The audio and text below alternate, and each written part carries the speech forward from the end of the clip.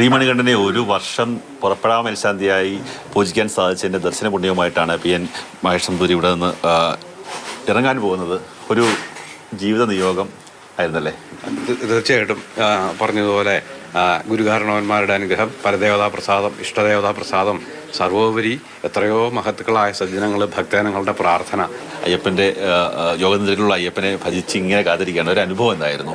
മനുഷ്യജന്മം കിട്ടിക്കഴിഞ്ഞാൽ തീർച്ചയായിട്ടും നാം വേണ്ടത് എന്താണ്, നമ്മളുടെ ലക്ഷ്യം എന്താണ് മനുഷ്യജന്മം കൊണ്ട് എന്നുള്ളത് വ്യക്തമായിട്ട് കാട്ടിത്തരുന്നതും അതിലേക്കുള്ള മാർഗങ്ങൾ, അതിന് സാഹചര്യം ഒരുക്കുന്ന ഒരു കേന്ദ്രം തന്നെയാണ് ശബരിമല എന്നുള്ളത്.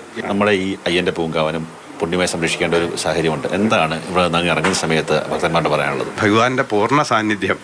പൂങ്കാവനം എന്ന് പറഞ്ഞു കഴിഞ്ഞാൽ വെറുതെ എങ്ങനെ പറയുന്ന പോലെ അല്ല, യോഗനിദ്രയിരിക്കുന്ന ഭഗവാനാണ്. അപ്പോൾ അതിൻ്റെ എന്താണ് മനുഷ്യജന്മം കൊണ്ട് ഉദ്ദേശിക്കുന്നത്, അല്ലെങ്കിൽ അതിൻ്റെ ലക്ഷ്യം എന്തെന്ന് പറഞ്ഞു കൊടുക്കുന്ന ഒരു പ്രത്യക്ഷ അനുഭവം തന്നെയാണ് ശബരിമല. അപ്പോൾ അത് 18 പടി കയറി വരുമ്പോൾ അവിടെ എഴുതി വെച്ചിരിക്കുന്നത് പോലെ, തത്വമസി എന്ന് പറഞ്ഞ പോലെ ഞാനും നീയും വാസ്തവത്തിൽ ഒന്ന് തന്നെയാണ്, ഇങ്ങോട്ട് വന്ന് ചേരേണ്ട ആൾ തന്നെയാണ്. നേരായ മാർഗവും സന്മാർഗവുമായിട്ടുള്ള വഴി വെട്ടിത്തളിച്ച് കാണിച്ചു തന്ന ഒന്ന് തന്നെയാണ് ശബരിമല.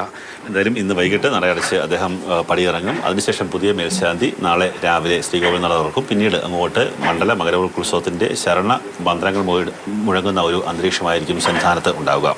ക്യാമറമാൻ അജിത്തിനൊപ്പം കണ്ണൻ നായർ, മാതൃഭൂമി ന്യൂസ്.